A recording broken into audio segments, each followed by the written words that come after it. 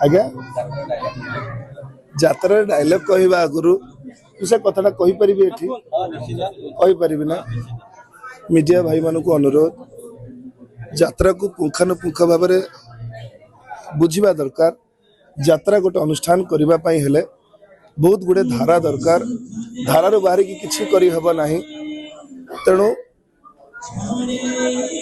खंडगिरी महासमर कलाकार माने यात्रा समय निज पाठ प्रति दायित्ववान निज चरित्र प्रति दायित्ववान।